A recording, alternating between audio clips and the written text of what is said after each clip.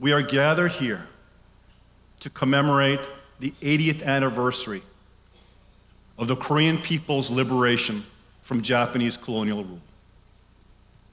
Over these 8 decades, we have seen remarkable transformations, especially here in the South.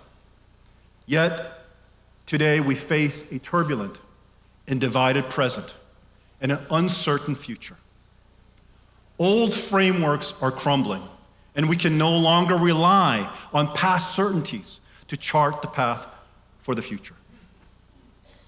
What is it that we can truly celebrate today? The liberation of Korea at the end of World War II opened a window of historic opportunity. It was a time of hope when the ideals and aspirations of the Samil independence movement, rooted in the Korean people's founding vision of Hongik-ingan, to broadly live for the benefit of humanity, breathed life into a dream of creating a new Western-style constitutional republic that was united, independent, and free. Tragically, that was not to be. Instead, we experienced the division of the peninsula and ultimately the civil war that followed, that killed millions of Koreans on this land.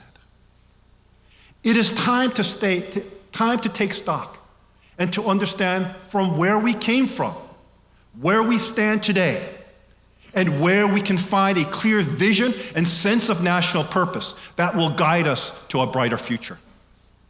The significance of this moment for the current reality of the peninsula and the future of our people cannot be understated. Ladies and gentlemen, the 20th century was the most consequential century for the Korean people and the peninsula. With its annexation into the Japanese Empire in 1910, the Korean nation and civilization was on the brink of extinction as Japan's policy of forceful integration sought to stamp out its language, its culture, and most importantly, its historic identity. The utter brutality of their rule, fueled by their anti-Korean sentiments, triggered widespread condemnation and growing grassroots movement for independence. With the end of the First World War, President Woodrow Wilson's 14 points raised hopes for colonized nations, offering them the prospect of eventually attaining national sovereignty. However, the European powers, their manpower and economic reserves depleted by the war, had no interest in relinquishing their colonial holdings. Nor did Japan, since it sought to be accepted into the elite circle of Western colonial powers, in addition to pursuing its own ambition of expanding Japanese imperial rule over the rest of Asia.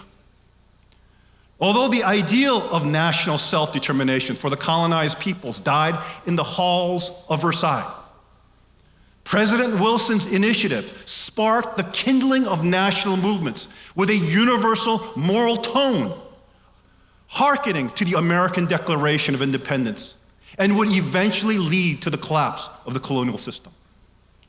The first of those movements happened here in Korea. The March 1st Samil movement mobilized more than 10% of the population around the Declaration of Independence in a series of peaceful demonstrations throughout the peninsula and the diaspora. It drew heavily from the American Declaration with ideas of the equality of all nations, liberty, and inalienable rights. It highlighted the need for enlightened leadership where the Korean people, quote, I quote, entertain no spirit of vengeance towards Japan, but to influence the Japanese government, which is now dominated by the old idea of brute force, so that it will change and act in accordance with the principles of justice and truth. It concluded with implications for Korean independence, for the rest of Northeast Asia, and the dawning of a new era rooted in righteousness and truth. The high-minded nature of that document was reflective of the spiritual leadership that made up the 33 representatives who signed the Korean Declaration of Independence. representing the three dominant factions of Korean religious community: Christianity, Buddhism, and Chondogyo. They sought to appeal to the universal spiritual principles and values reflected in the American Declaration, since it appealed to Western Judeo-Christian sensibilities on the inalienable right of national self-determination, and eventually the sins of colonialism. In addition, the founders wanted to steer the more radical voices for independence away from violent insurrection to peaceful, nonviolent protest, since they recognized that global support was necessary for their ultimate success. Yet, it would not be until the end of the Second World War that Korea would eventually find independence. Nevertheless, the impact of the framework they pioneered of high-minded spiritual principles and values married to nonviolent protest became the winning formula for other colonized people in the post-war era, most notably India. Later, that same model will be adopted by the civil rights movement in the United States by the late Reverend Dr. Martin Luther King Jr. in the 1960s, to great effect, bringing an end to generational racial discrimination in the South, maintained through the policy of segregation and Jim Crow laws. The end of the Second World War in 1945 led to Korean independence from Japanese rule. Unlike many other colonized nations, liberation did not lead to national self-determination, but a division along geographic and ideological lines that had nothing to do with the aspirations of the Korean independence movement. After the Japanese surrender, the United States and the Soviet Union, the occupying powers, agreed to zones of control along the 38th parallel. They had already determined during the war, the Allied leadership had determined that post-war Korea would be a place under international trusteeship until they believed, and I quote, Koreans would be deemed ready for self-rule. It was understood that the occupational zones were temporary until the trusteeship could be implemented. Understandably, the Korean people opposed the idea of a trusteeship. Liberation should have led to their own process of self-determination without the interference of outside powers. Yet, that is exactly what had transpired on the peninsula. The heightening tension of the Cold War eventually led to the breakdown in negotiations between the United States and the Soviet Union by 1947, and thereby effectively ended the only existing framework for independent, unified Korea designed by the great powers. The matter of Korea's future was then passed over to the nascent United Nations. It sought to oversee national elections that would form a united government for the divided peninsula by 1948. The Soviet Union chose not to comply with United Nations supervised elections, so they were held only in the South.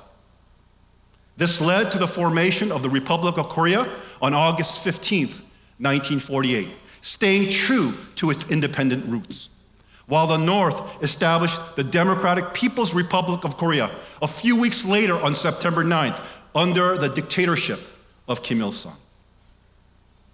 However, in hindsight, the possibility of a national election for a divided Korea under UN supervision was naive, wishful thinking in the vortex of Cold War geopolitics.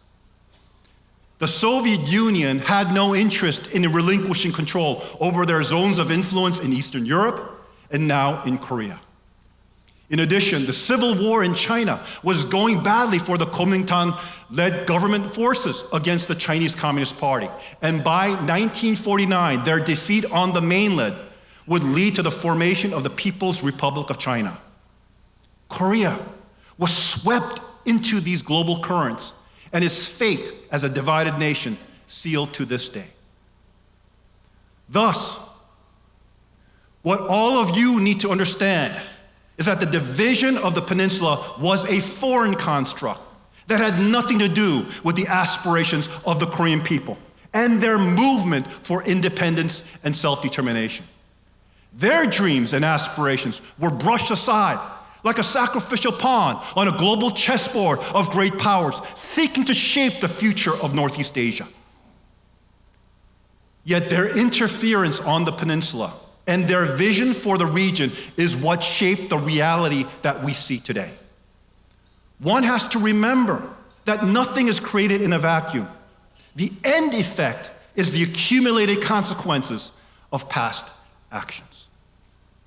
So where do we stand 80 years later?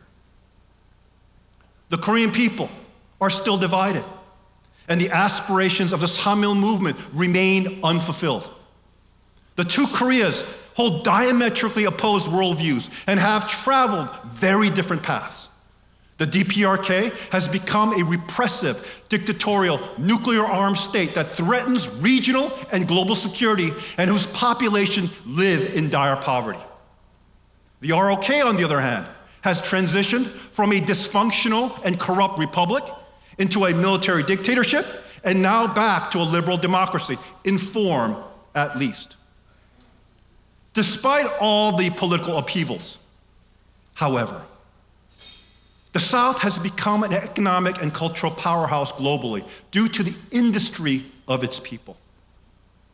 At the end of the Korean War, South Korea was a devastated land with an agricultural economy at the same level as the poorest countries in the Sahel region of Africa. It had no industry, no natural resources to speak of. Its only resource was the spirit of its people.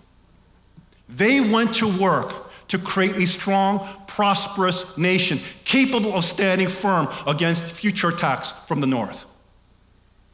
The result, as all of us know, is the miracle on the Han. It enabled the Republic of Korea to be globally recognized as a prosperous, technologically advanced society. But it came at a very heavy price. Without an animating vision rooted in some deeper national purpose, it was willing to offset its most sacred cultural institution, the traditional Korean extended family model, for the sake of materialism and progressive views on gender roles, marriage, and family, falsely believing that those ideas reflected modernity. The family is the foundational cornerstone of any civilization and reflects the cultural history and identity of a people. Today, the South is paying for that mistake with the breakdown of the traditional Korean family model that is directly attributable to its alarming demographic crisis. The South today has the lowest birth rate in the world of 0.7%, well below the 2.1% replacement level. Although surveys show that many young people are not getting married because of the high cost of housing and children's education, economic factors alone cannot explain the dramatic decline in fertility when previous generations had large families despite financial hardships. The real reason for this shift is the changing perceptions on marriage and family, reflective of every other developed nation in the world. The second biggest problem is the chaebol system that gave rise to crony capitalism and a militant labor movement. It was an anachronistic holdover from the military dictatorship, where the national policy of industrialization led to a toxic brew of political, financial, and chaebol collusion to kickstart the South's economy. Yet today, its legacy leads to legal, financial, and regulatory hurdles that stifle competition and economic diversity. The four biggest players have revenues that equal 40% of South Korea's GDP. In 2019, 64 chaebols were worth 84% of South Korea's GDP, yet only employed 10% of the workforce. The third problem is tied to the South's primarily export-driven economy, centered on those very same chaebols. This becomes acutely problematic in the era of American protectionist policies under President Donald Trump, since the US is the second largest trading partner after China. The Trump tariffs have reconfigured global trade of goods and services and will negatively impact trading partners like the ROK that traditionally enjoyed no tariffs on its products in the US market while maintaining protectionist policies at home. According to the World Bank, Korea's exports made up 44% of GDP in 2023, compared with just 22% for Japan and just over 20% for China. Korea's export-led economy is uniquely vulnerable to the impact of tariffs. Although the current South Korean regime negotiated a trade deal with the US, the 15% flat tax on Korean goods and its commitment to invest hundreds of millions into American key industries is already having deleterious effects on the South Korean economy. The only long-term solution is an expanding domestic market. But with the fertility crisis and the breakdown of the Korean family, this seems to be an impossibility. The miracle on the Han has hit its peak and will face sharp decline. There is urgent need for reform and renewal in every sphere of national life, politics, economics, society, and culture. Such renewal will only come through a fresh vision and national purpose that all citizens and segments of society can unite around and work towards, as our parents had in the post-war era period. Ladies and gentlemen, the challenge for the peninsula today is a unifying vision that can bring its many disparate parts together, rooted in a renewed Korean identity that speaks to all Koreans, both North and South, and in the diaspora. Being a man of deep faith, I'm reminded of Proverbs 29:18, where there is no vision, the people perish. The vision for this new age is the Korean dream. It will not only engender a rebirth of Korean culture and historical heritage, but reconnect all Koreans to the providential calling of our people, rooted in our founding ideals of Honggingan, to live for the benefit of all humanity.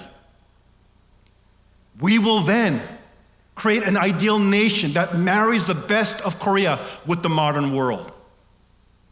The reality of South Korea that I outlined earlier makes it clear that this is an inflection point in its history, with major cultural, institutional, structural, political, and economic challenges going forward. The only comprehensive vision that charts the path forward is the Korean dream.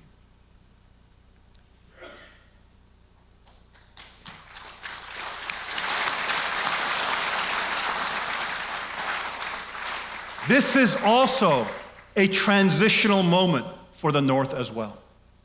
With no apparent successor to the Kim legacy and the slow unraveling of its regime with this unprecedented level of defections among the DPRK's elite, unlike any other moment in its history.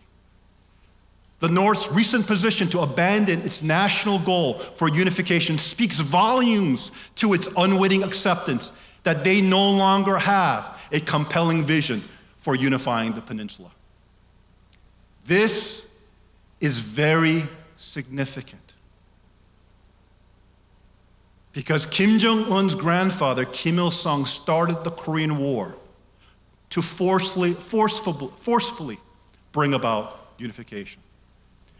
The goal of unification had been the raison d'etre for the creation of both Koreas, and for the North to voluntarily relinquish that claim speaks volumes about the current reality of that regime.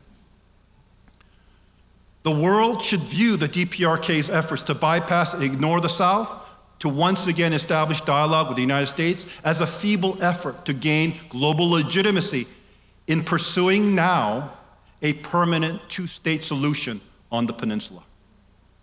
The Trump administration should not entertain their overtures, since the North would never give up their nukes through any negotiated settlement with the United States. The only real path to denuclearization is the peaceful unification of the two Koreas. At Camp David in 2023, the United States and Japan already committed to supporting the peaceful reunification of Korea if such an event were to happen. This current administration in the US should stand by that commitment. Ladies and gentlemen, I would go as far as to say that Kim Jong-un abandoned unification because he knew that he could not compete with the Korean dream in offering a unifying vision for the peninsula. His intelligence services must be aware of its influence in the highest circles of Korean society, let it be in media, entertainment, academia, politics, and business communities. He must also be aware that the largest grassroots movement for the unification of the Koreas is an initiative that I founded called the Action for Korea United. Most importantly,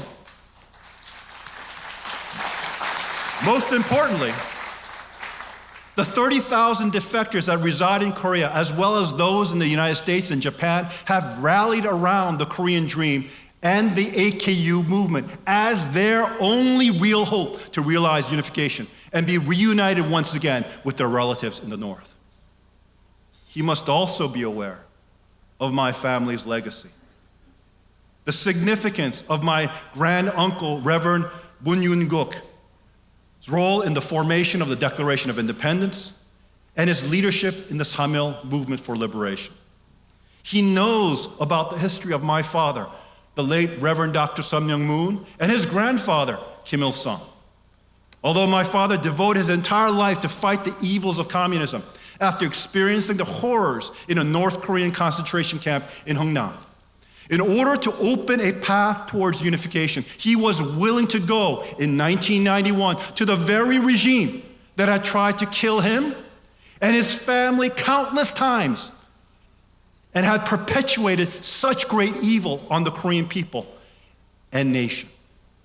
His fearless courage and utter sincerity in his convictions was said to have moved even Kim Il-sung to the point that he told my father that he was the only one he could trust outside the North.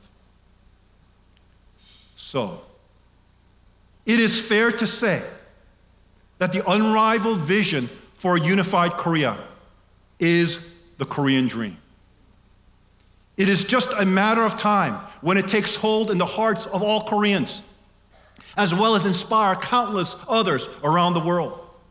The Korean dream was meant to be shared and owned by all who seek to fulfill its goal. I have often quoted Genghis Khan, who is reputed to have said, "If one person has a dream, it is but a dream. But if all people have that dream, it becomes a reality." If the Korean dream for a unified Korea I outlined in my book, The Korean Dream, A Vision for a Unified Korea, was shared and owned by all Koreans, I know that unification will certainly come. Just as the collapse of the Berlin Wall came without any warning, so too will Korean unification. The Korean dream seeks to create a new nation aligned with the aspirations of our ancestors throughout our 5,000-year history, to fulfill the Hongikgan mandate of heaven. It clarifies the foreign construct of the Cold War framework that the peninsula has been struggling with for over 8 decades and recognizes the shortcoming of both South and North Korea. The only way to break out of that framework is the formation of a new nation that harkens back to the hopes of the Samil movement that launched the modern era for our people. But unlike the geopolitical circumstances that hinder our forefathers' dreams more than 80 years ago, Today, we carry the moral authority as the only people that has been deprived of the opportunity to shed the colonial legacy and ideological divide of the 20th century. This is a moral prerogative. The creation of the nation of our dreams will be the prerogative that the world will fully embrace and support, because it was well overdue. It would also address the fundamental political, social, economic issues plaguing the South and free the people in the North from bondage under the Kim regime. Unification will be a marriage made in heaven, since the very thing the ROK needs to maintain the miracle on the Han is what the North has. It will provide an additional 25 million people who speak the same language, share the same culture, while substantially increasing our workforce and our domestic consumer markets with young people that can fuel a second miracle. This will be necessary to support the transition of our economy from a primarily export-driven one to a balanced one. It would also provide tremendous opportunities in infrastructure, as well as other developments, stimulating the stagnant construction industries in the South. It will provide a host of strategic rare earth minerals and other natural resources the South just does not have. In addition, it will open the peninsula up and connect it to the rest of Asia, sharing borders with China and Russia, thus further stimulating trade and other opportunities. Most importantly, it will unite our divided people and families that have suffered far too long. It will finally bring an end to the legacy of colonialism and the Cold War that led to our division and open a new era in the history of our people and our civilization. 4, the nation that arises out of the ashes of the past will be a model nation that marries the best of Korea with the modern world and be the inspiration for all developing nations in the Southern Hemisphere that have had a similar history. As the Nobel laureate poet Rabindranath Tagore prophesied in poetic prose many years ago, he said, "In the golden age of Asia, Korea was one of the lamp bearers. That lamp awaits to be lighted once again for the illumination of the East." That light, my friends, is the Korean dream. And the light bearer of that light,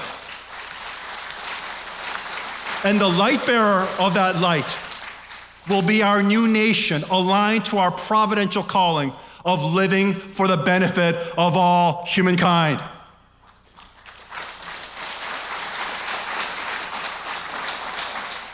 Ladies and gentlemen, today, South Korea stands more divided than ever.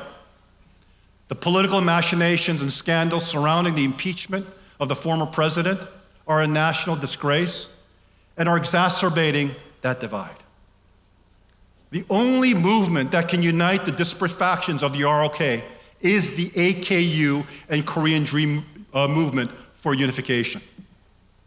That is why I want to make a bold suggestion to this new government.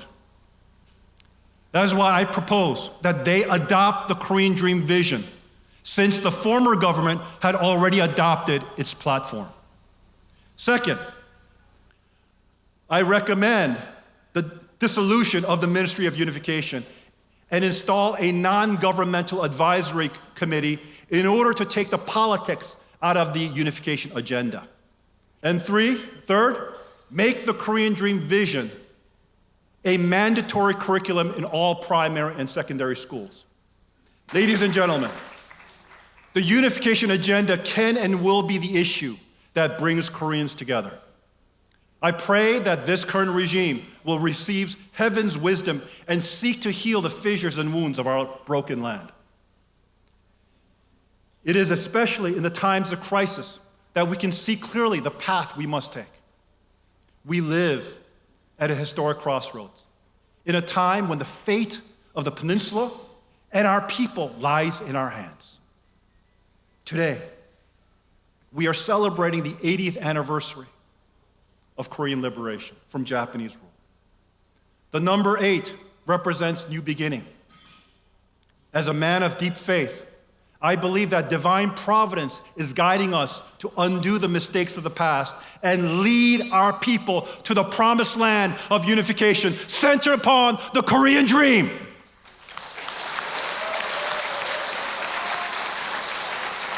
We represent the Korean people on the peninsula and around the world. Unlike our ancestors who were shuttlecocks in the field of great power politics, we will not be trifled with and succumb to the whims of others. In line with the aspirations of our ancestors, we will spread the Korean dream vision to every corner of this land, as the Samil movement did more than 100 years ago. We will empower every Korean in the North, South, and diaspora to be the owner of this dream and join us in realizing it together. Those of you who will pledge to stand with me to realize the Korean dream, stand up! Stand up! Stand up and shout. I'm going to teach you a word today. Aju, a word that my father coined that means I will take ownership. If you want to become the owner of the Korean dream, shout with me. Aju! Aju! Aju! Aju! Aju! May God bless you and your families. Thank you very much.